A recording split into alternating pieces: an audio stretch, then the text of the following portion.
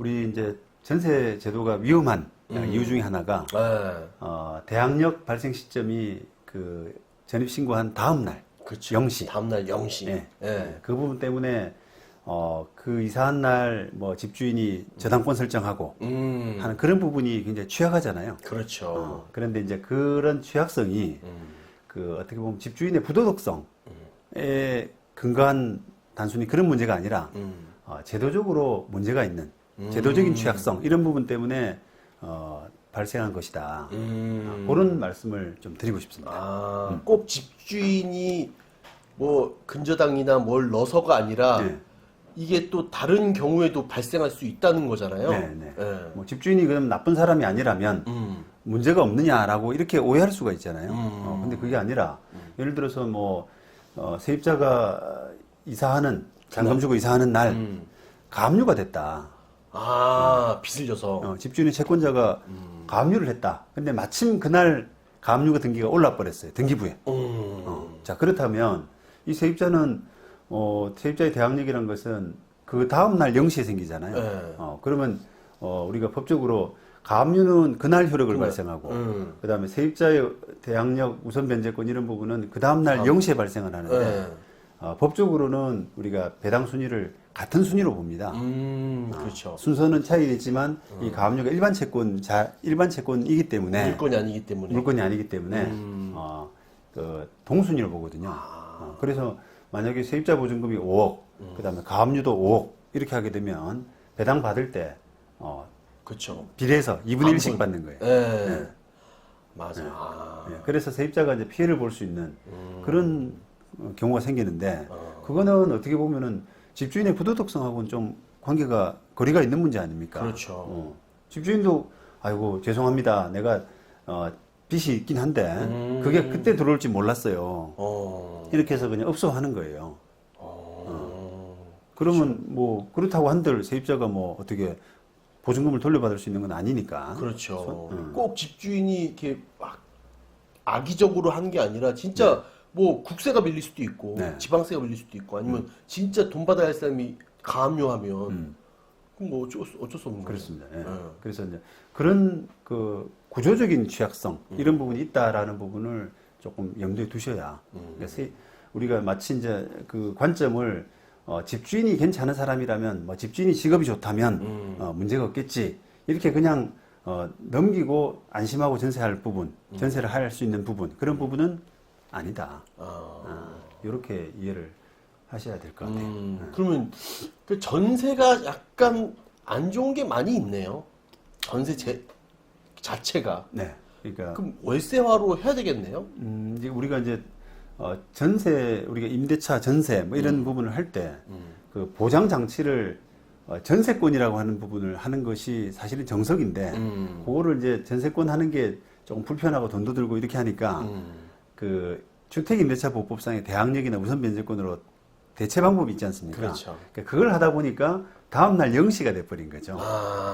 네. 아예 전세권을 해버리면 되는데. 전세권을 하면 그 당일날 바로 생기잖아요. 그렇죠. 예.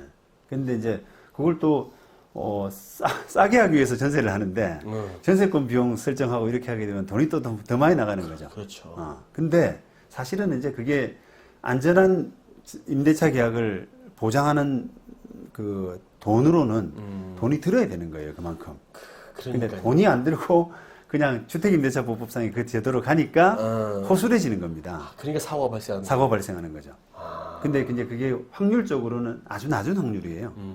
집주인이 뭐 마음 먹고 이렇게 뭐 당일날 저당 설정하고 이런 사람이 많이 있겠습니까? 그러니까요. 자기 재산 날리면서까지. 그렇죠. 뭐 100에 1명, 1000에 1명 정도 나오는 드문 현상인데 그래도 그게 자기한테 닥치면 그렇죠. 전세금이라는 게 자기 평생 돈이고 그럴 수가 있는데. 그렇습니다. 예. 그리고 뭐 강남 뭐 서울은 막 전세금이 어마어마 10억 넘는 데도 많잖아요. 그렇습니다. 예. 예. 그런 거액이기 때문에 그런 그 큰 금액을 어떤 맡기고 계약을 하는데 마치 그게 이제 뭔가 불운해서 어떤 뭐 허술한 그 한 구멍 때문에 자기 인생을 이렇게 나락으로 떨어뜨릴 필요는 없지 않습니까? 그러니까요. 예, 안전하게 그냥 보증금을 낮추고 이왕에 월세로 하는 것이 그러면 뭐 보증금이 적으면은 확인해야 될 게 별로 없습니다, 사실은. 그렇죠. 네. 거기다 배당 받고 최소 금액은 그렇죠. 다 받고. 한 1년치 월세 100만 원에 보증금 1000만 원 이렇게 하면은 나중에 경매 들어가더라도 10달치 그냥 월세 안 내면 끝나는 거니까요. 그럼 그렇게 오죠. 그렇죠. 그래도 배당도 받을 수 있고 잘하면. 그렇죠. 깠다고 해도. 예. 뭐 이제 낮으면 소액임 차인으로서 예. 배당받을 가능성도 있고. 예. 그러니까 보증금이 낮게 되면 여러 가지 면에서는 홀가분하거든요. 그렇네요. 5천에 뭐 200만 해도 네. 웬만한 다 서울에 있는 아파트 들어갈 수 있을 것 같은데. 네, 그렇죠. 근데 그걸 마치 이제 200만 원 월세는 날리는 돈이라 생각을 하고 그렇게 해서 좀 아깝다는 생각에 전세를 많이 찾는데 그 전세를 안전하게 위한 비용 또 위험 이런 부분을 감안한다면 저는 사실은 결코 싸지 않다. 전세가 싼 제도가 아니다. 그렇게 보는 겁니다. 그리고 또 이제 경우에 따라서 말란 김에 이게 가압류를 아까 말씀드렸는데 이 가압류가 또 이게 영악한 머리 좋은 임대인은 이게 그 근저당 설정해 버리면 딱 사기가 딱 되잖아요. 그렇죠. 완전 사기죠. 그러니까 감옥 가야 될 수 있으니까 그거를 이제 감옥을 안 가기 위해서 머리를 쓴 겁니다. 야, 가압류해. 짜고. 내가 니한테 돈 빌린 것처럼 해주고 네가 가압류해. 그렇게 해서 그 가압류를 딱 시간 맞춰서 그때 딱 이사 가는 날, 이사 가는 날 딱 되면 어떻게 보면은 이게 완전 범죄도 될 수가 있어요. 그러네요. 이거 사기꾼들에게 꿀팁을 주는 거 아닙니까? 예, 사기꾼들이 머리가 좋아서 다 알고 있습니다. 그래요. 예. 예. 그런 이제 위험성 이런 부분들도 다 발생할 수 있거든요. 지금 그렇죠. 우리가 이제 뭐 이렇게 얼마든지 그 상상하면서 이야기하면서 할 수 있는 문제는 다 사기꾼들이 알고 있고 몰라서 안 하는 건 아니에요 지금. 그래요. 네.